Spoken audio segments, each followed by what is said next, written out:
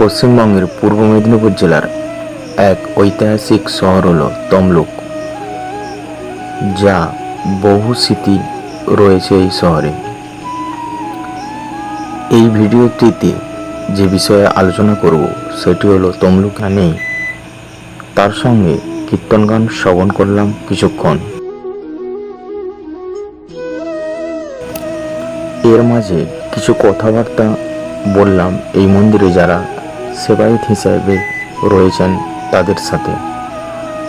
ওনাদের সাথে কথা বলতে গিয়ে বুঝতে পারলাম ওনারা কত ভালো এবং ওনাদের সুন্দর ব্যবহারে আমি মুগ্ধ হয়ে গেলাম। এরপর কীর্তন গান শোনার জন্য বসলাম মন্দিরের এক প্রান্তে।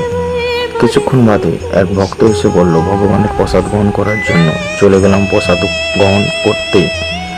প্রসাদ গ্রহণ করে আবারও কিছুক্ষণ কীর্তন গান শ্রবণ করলাম।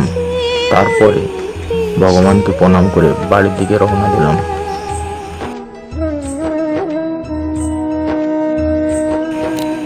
তমলুকের শ্রী শ্রী গৌরাঙ্গ মহাপ্রভু মন্দিরের ঝুলন উৎসব ও ঝুলন যাত্রার কিছু মুহূর্ত তুলে ধরলাম এই ভিডিওতে।